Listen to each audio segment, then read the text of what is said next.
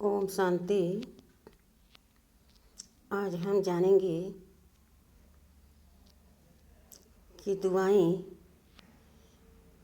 हमारे साथ क्यों नहीं रहती, हमें दुआ किसी से क्यों नहीं मिलती, उसका कारण क्या है। समझें और कर्म में उतारें। दुआ कैसे मिल सकती है और किससे, किस कारण से दुआ हम नहीं हासिल कर पा रहे हैं। खास करके अपने घर से, अपने परिवार से, अपने सगे संबंधी रिश्तेदार से। ज़्यादातर आज देखें तो दुआ नहीं लेकिन बददुआ ज़रूर मिल रही है। कहीं न कहीं वो हमसे रुष्ट रहते हैं, अशांत रहते हैं, असंतुष्ट रहते हैं, हमसे खुश नहीं होते, संतुष्ट नहीं होते और हमें अपना विश्वास के साथ नहीं समझते कि यह मेरा कभी भी कोई काम गलत तरीके से करके हमें चोट पहुंचाएगा। तो आइए समझते हैं दुआएं कैसे कमाएं। और सबसे पहले दुआ किससे लेनी चाहिए, जो उस दुआ के पीछे हम और दुआएं कमा सकें। आज हम अपने घर से शुरुआत करते हैं। हमारे घर में लोग कहते हैं कोने कोने में गंदगी पड़ी है, जाले लगे हैं, जहाँ दरिद्रता की निशानी बताई गई है। घर के रास्ते में अगर जाले लगे हों कोने कोने में तो कहते हैं इससे कर्ज बढ़ता है। लेकिन आज हम देख रहे हैं इस सामने से आंगन में खड़ा है दो व्यक्ति, लेकिन दुआ तो दूर आम बात भी नहीं होती, नज़र से नज़र नहीं मिलती, मुंह फेर के चलते हैं। बताइए उस घर का वातावरण किस तरह से पवित्र और शक्तिशाली होगा। जो हम कोई संकल्प करें और वह सिद्ध हो जाए।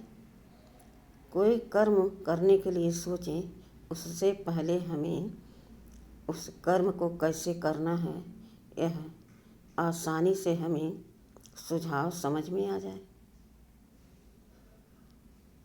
ऐसा आज क्यों नहीं हो रहा है। हर व्यक्ति अपने आप को अकेला महसूस करता है। कोई भी कर्म शुरू करने से पहले वह अनगिनत बार विचार करता है, कैसे करें, कहाँ से इतना धन ले आएं, किसकी सहयोग लें। मानो धन हो तो घर परिवार का सहयोग सबसे पहले होना चाहिए। एकता बहुत ज़रूरी है। कहते हैं 10 की लाठी 1 का बोझ।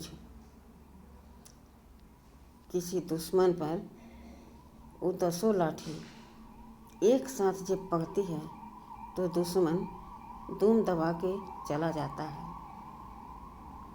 विचार करिए कि घर में अगर हमारे 5 सदस्य हैं, पांचों की सोच, संकल्प और विश्वास एक है, सब उस कर्म को, उस बात को सत्य समझ रहे हैं कि यह कार्य इस तरह से करने से बहुत अच्छा लाभ मिलेगा। तो हम कितने मजबूत बन जाएंगे। आज हमारे घर में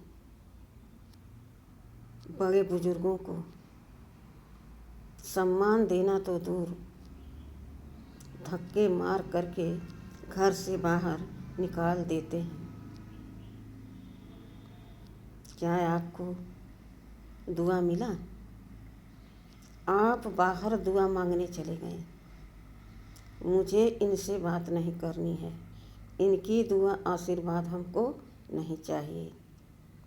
हमारे लिए बहुत दुआ देने के लिए पड़े हैं। बाहर जा कर के हम दुआ मांगने की कोशिश करते हैं। सोचो, जो अपना है ऊपर से हम उसको ऐसा खुश कर दे रहे हैं कि वह हमसे संतुष्ट हो जा रहा है, निर्भय हो जा रहा है। किसी प्रकार का कोई उसके अंदर शंका नहीं है कि मेरा बेटा या मेरी बेटी कभी हमें अकेले में छोड़ेंगे। कैसी दुआ मिली? डबल दुआ। कई समय के लिए, कितने समय के लिए विश्वास हो गया उन माता पिता को कि हमारे बच्चे हमको कभी अपने से दूर नहीं कर सकते जब तक हमारी यह शरीर न छूटे। बिना हमारे राय के कोई काम नहीं कर सकते। तो डबल दुआ हुई ना। एक तो अपने माता पिता हैं, अपने माता पिता हर समय यही सोचते हैं मेरा बच्चा आगे बढ़े, मेरा बच्ची आगे बढ़े। हो गई एक दुआ। दूसरी दुआ, जब बच्चा या बच्ची अपने कर्मों पर खरे उतरते हैं तो माता पिता का सीना गर्व से चौड़ा हो जाता है। उन्हें दुआएं देने के लिए उनके मन, बुद्धि, संकल्प फड़फड़ाने लगते हैं और दोनों हाथ अपने बच्चों के सिर पर रख देते हैं। क्या यह गलत है? पहले ऐसा नहीं होता था। आज के बच्चे बच्चियां क्या कहते हैं, हमको किसी से राय नहीं लेनी है घड़ी घड़ी। क्या हम सबसे राय ही लेते रहें? हमारा अपना जीवन है, हम अपने हिसाब से चलेंगे। माता पिता ने कब कहा कि तुम अपने हिसाब से मत चलो? वो तो सदा कहते हैं मेरे बच्चे, मेरी बच्ची बहुत ऊंचाई पर चढ़े, उनको भी खुशी होगा, गर्व होगा अपने उन संतानों पर। लेकिन ऐसा विकार, ऐसी अकड़ अंदर घुस गई है कि उनको यह लगता है कि यह हमारे नहीं है, इनको हम अपने बीच में नहीं रखेंगे। अब क्या, कैसे दुआ कमाएं? सोचें कैसे दुआ मिलेगी। सुना होगा कि कुछ भी करना हो तो अपने घर से शुरुआत करो, अपने से शुरुआत करो।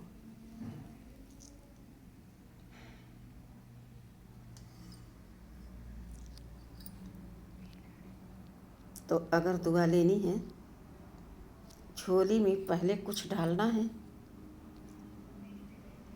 यहाँ तक कि हमने देखा भी है, सुना भी है कि जब कोई भीख मांगने जाता है तो पहले अपने घर से एक मुट्ठी उस झोली में रख लेता है। दूसरी बात आती है, कहीं जब कोई बाहर जाता है तो सोचता है वहाँ खाना मिलेगा या नहीं मिलेगा, इसकी गारंटी कैसे हम लें। इसलिए घर से कुछ खा करके ही दूसरे के घर जाना चाहिए, तब वहाँ भी हमको भोजन पानी सत्कार मिलता है। लेकिन आज हमने अकेले में खा लिया और अकेले निकल लिया।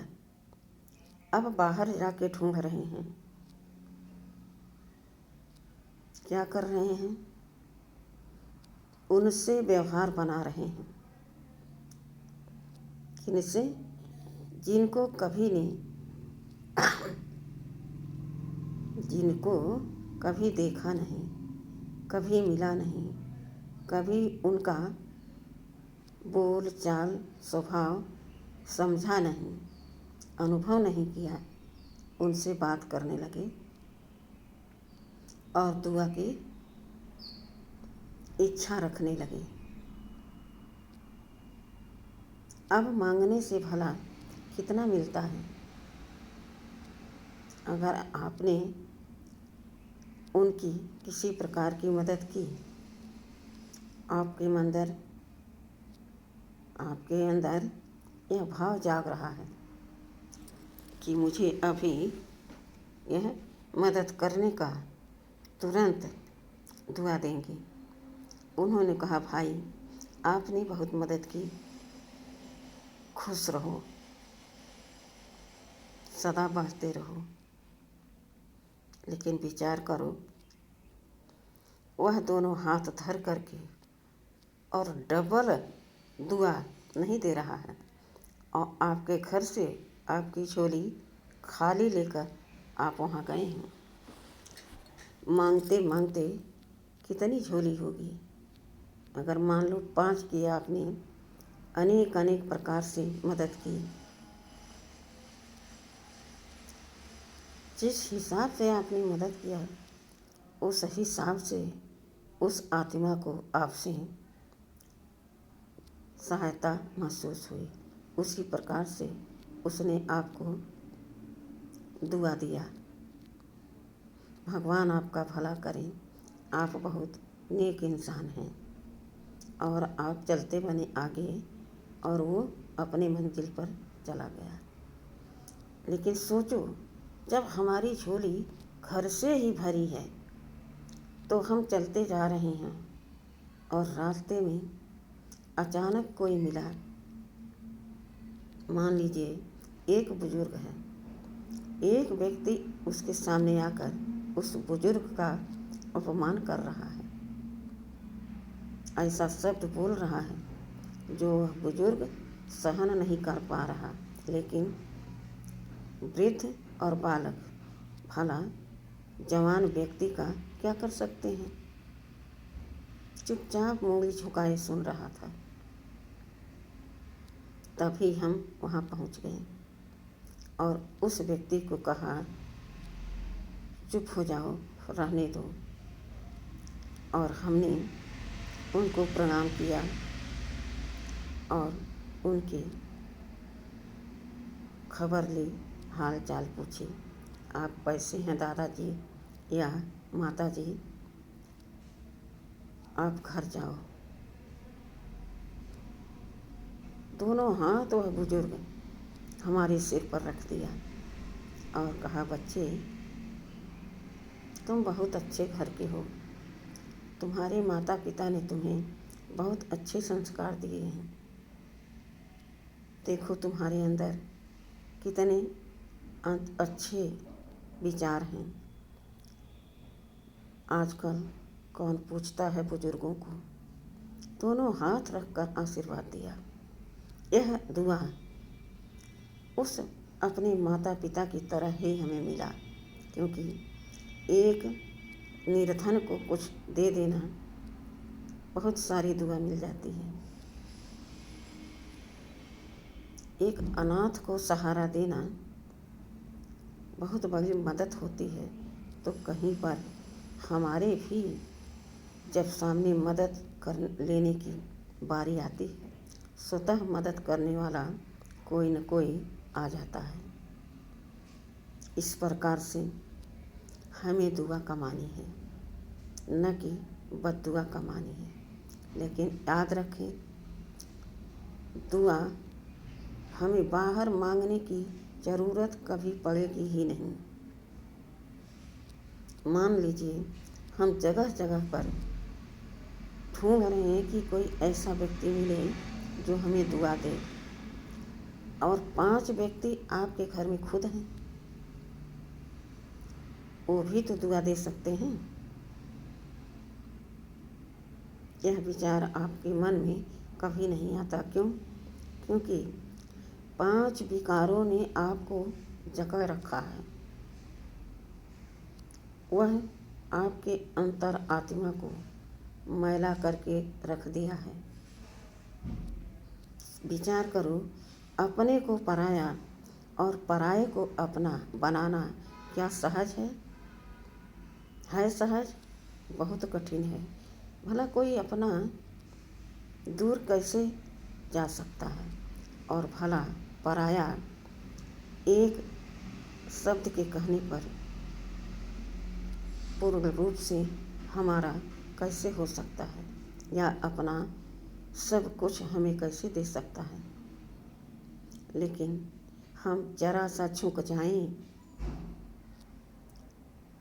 तो हमारे वो 5 सदस्य हमें दोनों बाहों से उठाकर अपने गले से लगा लेंगे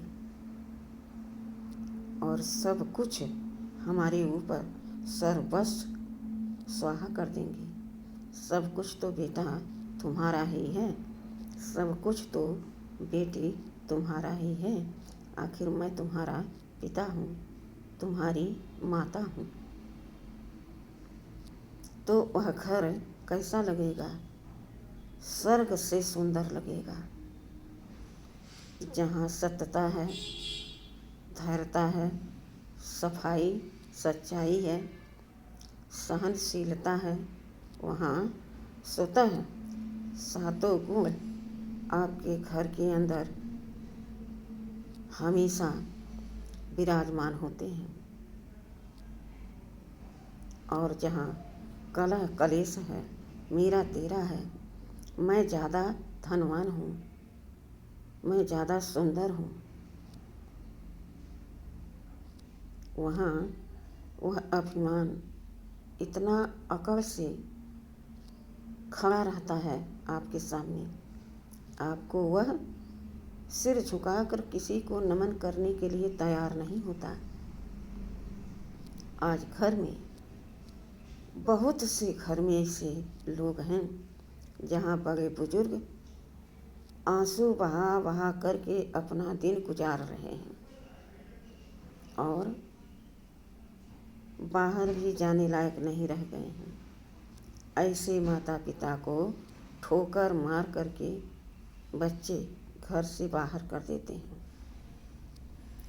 और फिर बाहर खुशी ढूंढते हैं, दुआ मांगते हैं। जब हमारे ऊपर मुसीबत आती है तब हम कहते हैं दवा तो काम कर नहीं रही, अब भगवान ही दुआ करे या कोई बड़े बुजुर्ग की दुआ मिल जाए। मिलेगी कैसे जब हमने कभी पुण्य का कार्य किया ही नहीं? तो पहले से पुण्य हमने जमा ही नहीं किया तो दुआ काम कैसे आएगी?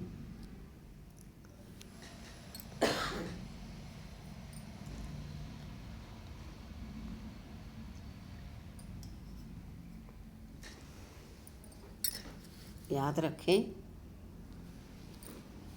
घर ही पूरा हमारा विश्व जो हमें नज़र आता है, मेरा घर ही संसार होता है। घर की देहले ही हमारी पूजन करने वाली पूजनीय होती है। तो हम अपने घर परिवार, सगे संबंधी, रिश्तेदार और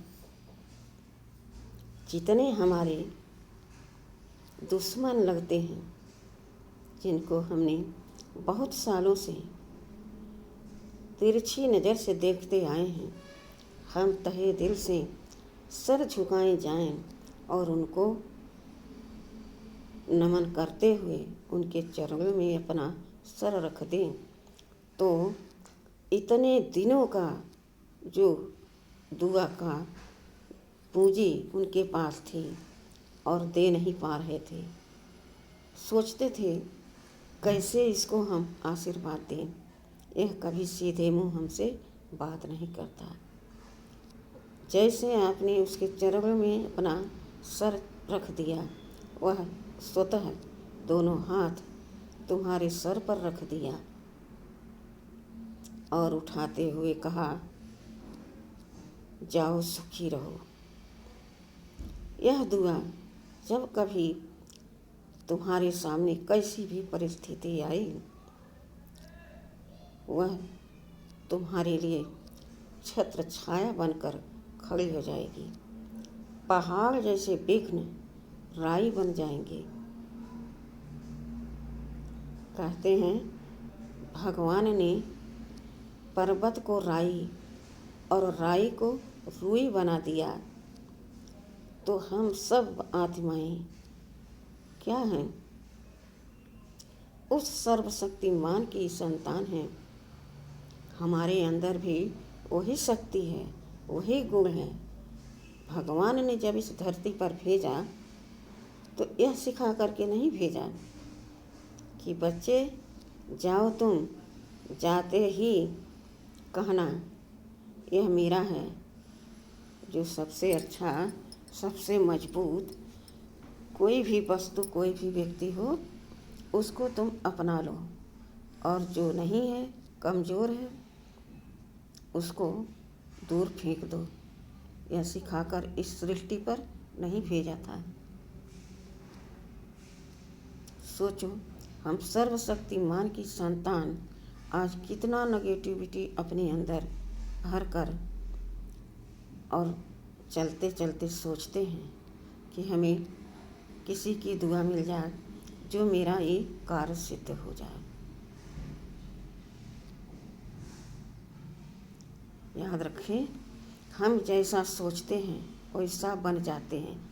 कहते हैं जैसा सोचोगे वैसा बनोगे, जैसा करोगे कर्म वैसा फल पाओगे।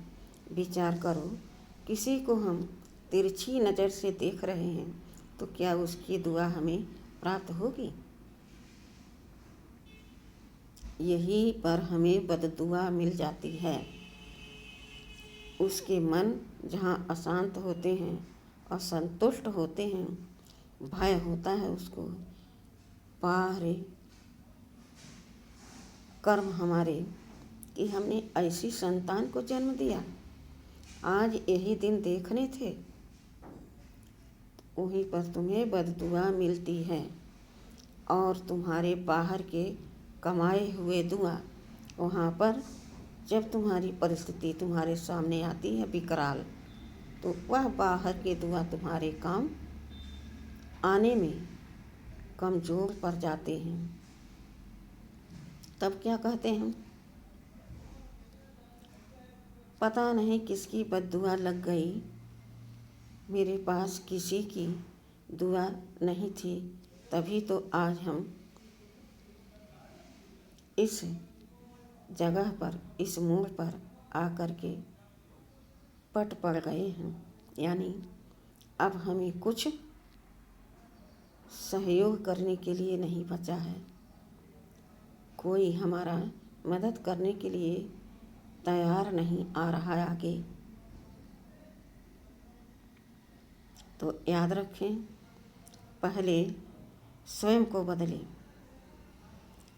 कोई आपको कुछ भी कह रहा, किस नज़र से देख रहा, मन में क्या सोच रहा, आपके दृष्टि से दिखाई सब कुछ दे रहा कि यह गलत है, लेकिन वह उसका कर्म का अकाउंट है। उसके कर्मों का अकाउंट इस तरह का है, अब विचार करो, तुम्हारे कर्म के अकाउंट कैसे हैं, यह कैसे पता लगेगा? जब हम अपने आप को उसके कर्म से, बोल से अलग होकर चेंज लाएंगे और उसके सामने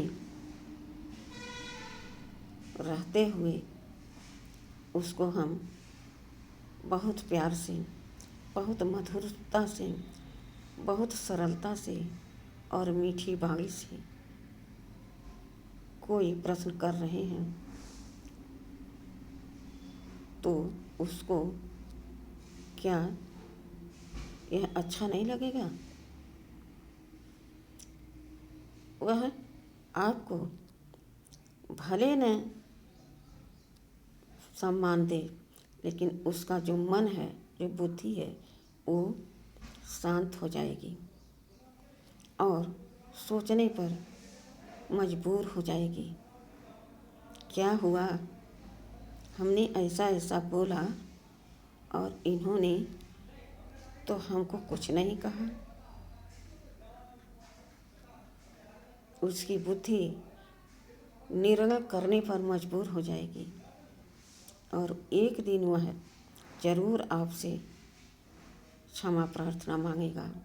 भल आपसे वाणी से न मांगे, लेकिन उसके संकल्प आप तक पहुँचेंगे और उसके बोल में, कर्म में चेंजेस आ जाएगा। कोशिश करें अपने घर के, परिवार के सदस्यों से एकदम साफ, पावरफुल सोच रखें और कर्म में चेंजेस ले आएं। बोल हमेशा धीमी, मधुर और सत्य बोले। ज़्यादा न बोले, धीमे बोले, मीठी बोली बोले। आप देखेंगे आप घर से नेगेटिविटी शक्ति जितनी है वह कोने कोने से निकल करके कब कैसे जाएगी आप देख भी नहीं पाएंगे। क्यों? उसके रहने का स्थान कहीं बचा नहीं। क्यों? हम आज एक कमरे के कोने में गए और घर के 5 सदस्यों के लिए बहुत शुद्ध संकल्प करने लगे। मेरा बेटा बहुत अच्छा है, मेरी बेटी बहुत सुंदर, बहुत सुशील, बहुत अच्छी है, मेरी बहू तो लक्ष्मी आई है, मेरा जो पोता है वह तो जैसे राम है। यह संकल्प कोने कोने में फैलते रहेंगे। विचार करें,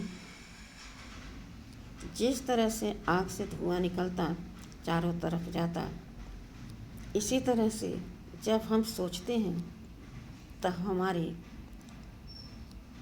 मन के जो संकल्प होते हैं उसका वाइब्रेशन वायुमंडल में फैलता है, एक ओरा बन जाता है, जिसको हम यूँ कहें कि एक घेराव सत्यता का फाउंडेशन हो जाता है और उसमें वह बंध कर छटपटाने लगता है, क्योंकि उसको ऐसी जगह ही पसंद है जहाँ रोज़ कलह कलेश होता हो।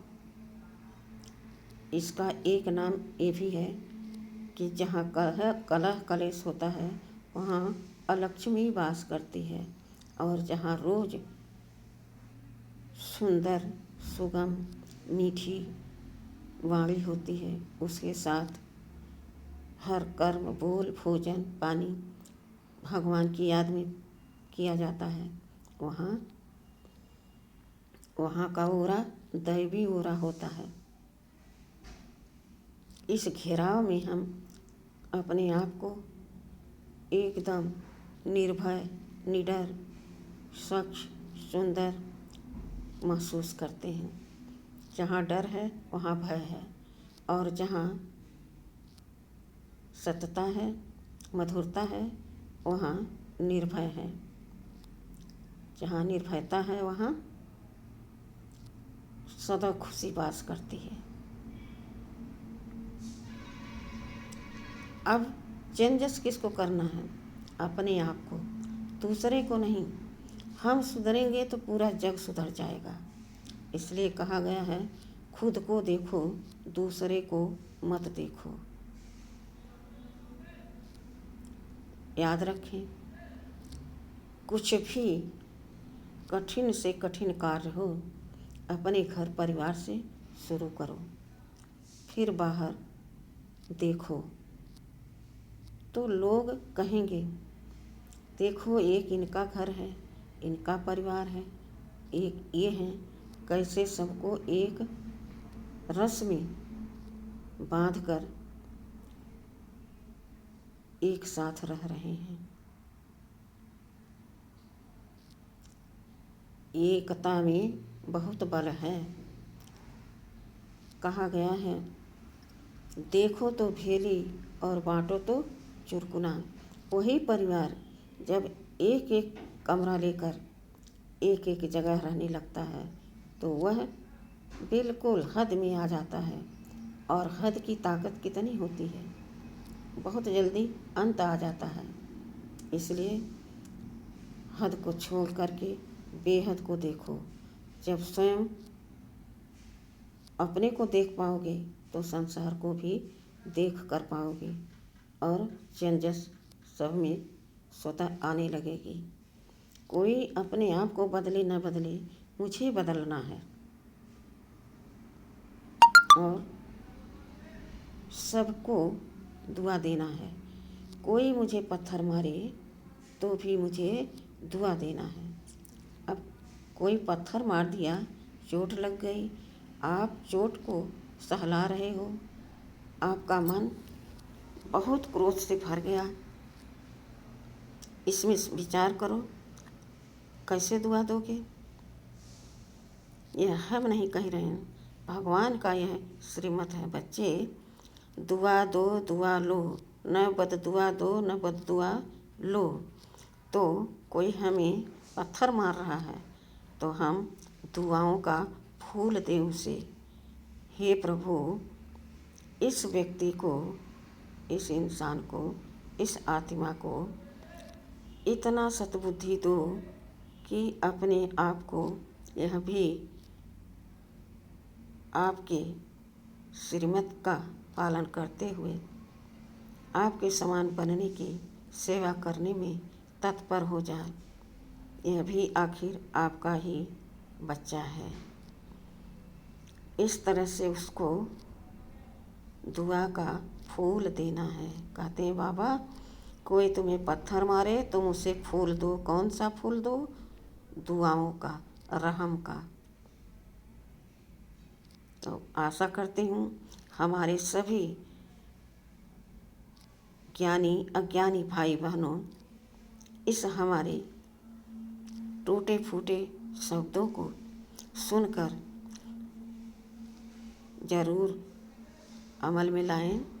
जो ज्ञानी हैं वो तो उनकी हम बहुत बहुत सराहना करते हैं, बहुत मीठे, बहुत अच्छे हैं।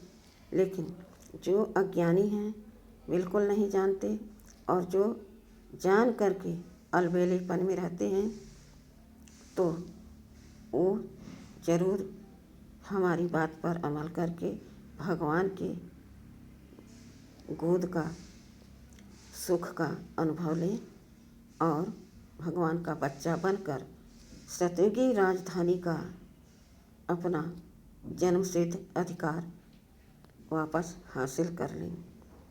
यह समय ज़्यादा नहीं अब है, बहुत गई थोड़ी रही, थोड़ी में बुनियाद है। अगर अभी नहीं चेता तो हाथ मले रह जाओगे, फिर कुछ नहीं कर पाओगे। इसलिए इस हमारे कमेंट्री को सुनकर पढ़कर ज़रूर भगवान की तरफ अपनी दृष्टि वृत्ति रखना और आगे बढ़ते रहना, यही मेरी दुआ है। ओम शांति।